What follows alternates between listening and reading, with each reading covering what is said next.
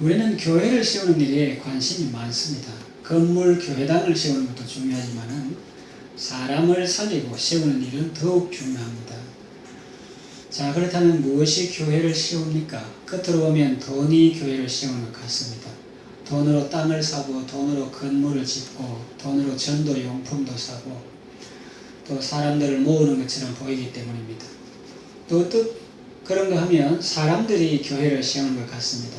사람들이 많이 모여서 조직도 만들고 건물도 임대하거나 매입하거나 건축하는 것처럼 보이기 때문입니다.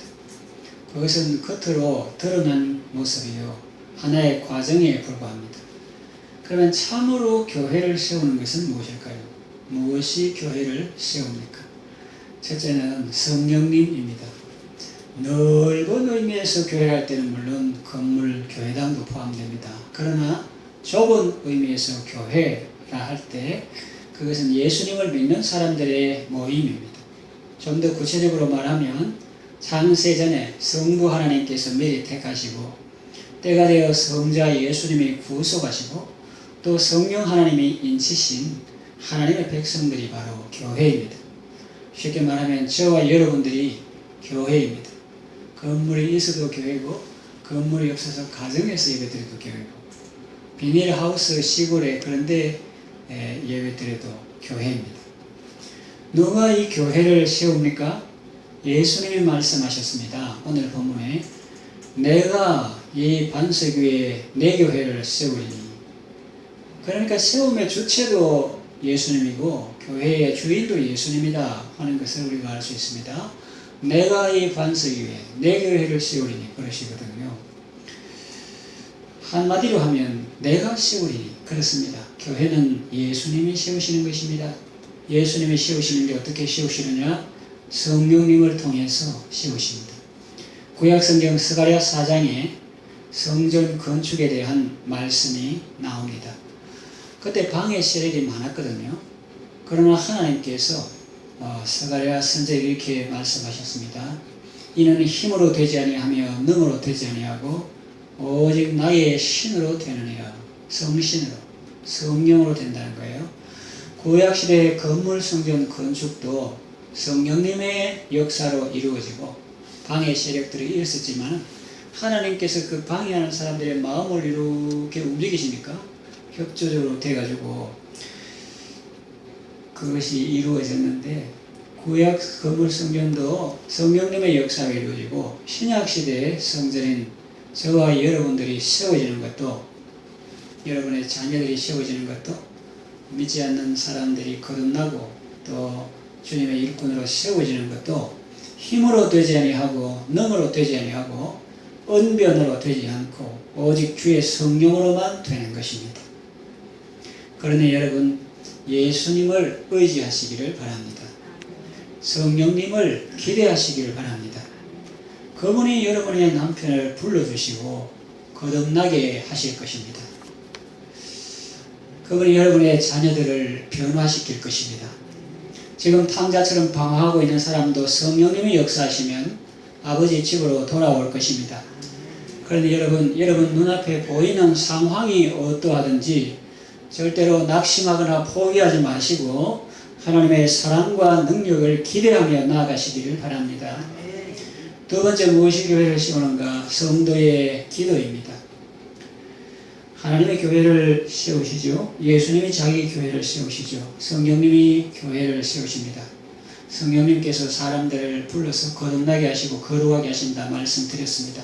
그러므로 우리는 기도해야 합니다. 신약의 사도행전을 보면 많은 교회가 세워집니다. 성령님이 하시니까 우리는 안 해야 된다. 이거는 공부 안 하는 학생들이 하는 말이에요. 공부 안 하는 학생들이 늘 하는 말이 있죠. 왜 공부 안 하니? 하면은 하이 너나 안 하이 주나, 경상도 말로 그렇게 표현하는 건데, 표준으로 말하면 공부한다고 실력이 너나 안 한다고 실력이 주나, 그거는 모르는 사람이 하는 말이에요. 안 하면 실력이 줄게 되어 있습니다. 그러니까 하면 실력이 늘게 되어 있고, 그리고 성령님이 다 하시는데 우리는 손 놓고 있어 드리는데 그게 아니죠. 성령님께서 하시니까 우리는 그 성령님을 인정하고 사모하고 기대하며 순종하며 특별히 기도하며 나아가야 되는 것입니다. 그것은 기도해야 될 이유가 되는 것이지 기도 안 해야 될 이유가 되는 게 아니다는 거죠. 사도행전에 보면은 많은 교회가 씌워지고 여러 지역의 교회가 세워집니다. 물론 하나님의 은혜죠. 그러나 그 속에는 성도의 기도가 들어 있습니다. 사도 바울은 어느 지역에 들어가기 전에 먼저 많은 기도를 했습니다. 로마도 그 중에 하나입니다.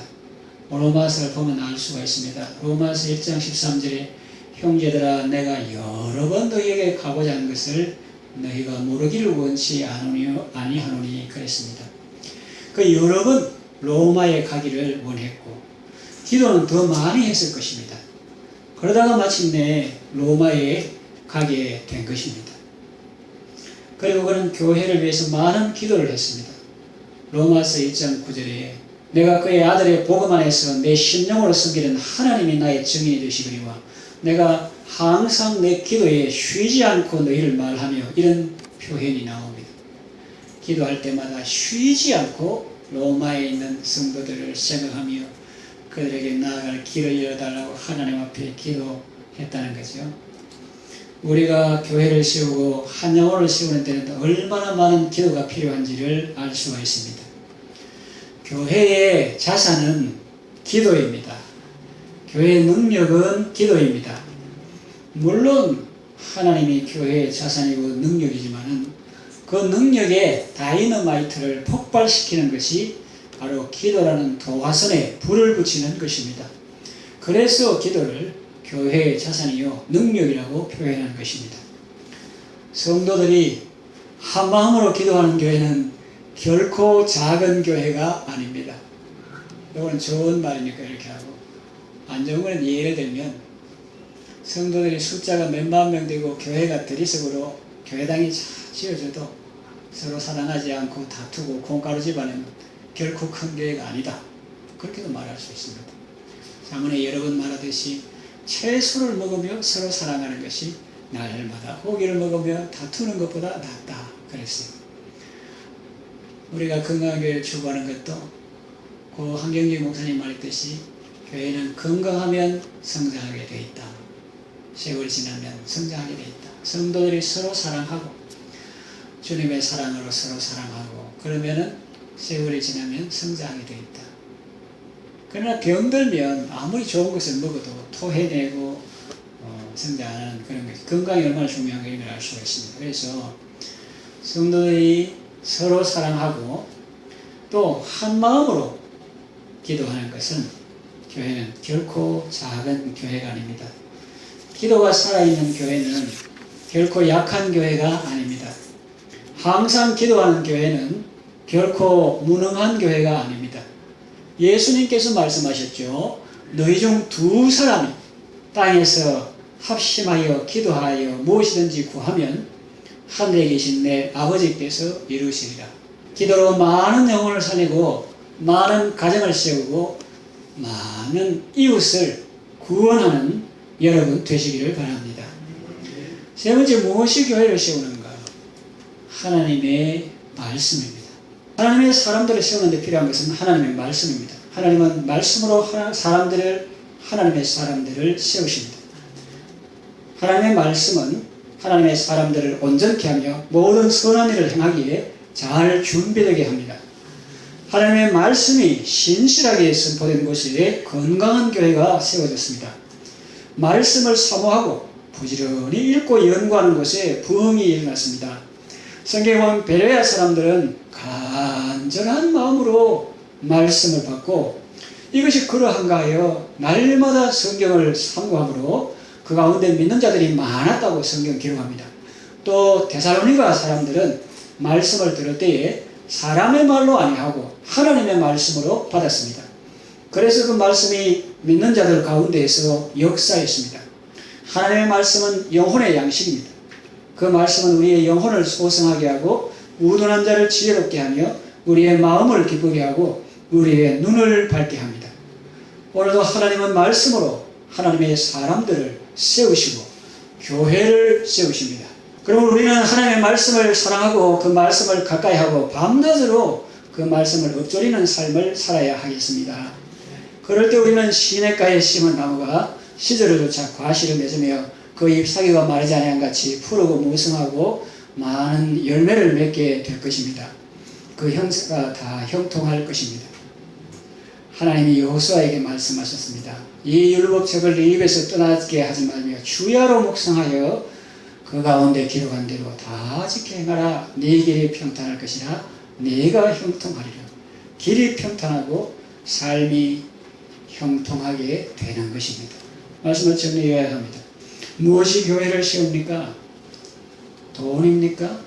사람입니까? 그렇게 보일 수 있습니다. 그러나 그런 것들은 껍데기입니다. 겉으로 드러난 거예요. 성령님이 교회를 세우십니다. 또 성도의 기도가 교회를 세웁니다. 하나님의 말씀이 교회를 세웁니다. 여호와께서 집을 세우지 아니하시면 세우는 자의 수고가 헛되며 그랬습니다. 그렇습니다. 이 사실을 명심해야 합니다. 하나님께서 교회를 세우십니다. 그러므로 우리는 그 세우시는 하나님을 바라보아야 합니다. 우리를 세우실 분은 오직 하나님이십니다. 내 사랑하는 남편을 거듭나게 하시고 또 내 아내를 거듭나게 하시고 자녀를 부모를 거듭나게 하시고 거룩하시게 하실 분도 오직 성령님이십니다. 이 사실을 명심하고 주의 은혜를 구하시기를 바랍니다. 사도 바울처럼 간절히 기도하시기를 바랍니다. 그리고 하나님의 말씀을 부지런히 듣고 읽고 연구하고 암송하고 읊조리시기 바랍니다. 그리고 그 말씀을 전하시기 바랍니다. 가까운 사람, 옆에 있는 사람, 관계에 있는 사람, 하나님께서 내게 맡겨주신 영혼들에게 사랑과 기도를 담아 전하시기 바랍니다. 하나님이 사람을 세우시고 하나님이 교회를 세우십니다. 하나님의 생명 역사에 귀하게 쓰임받는 여러분 되시기를 바랍니다.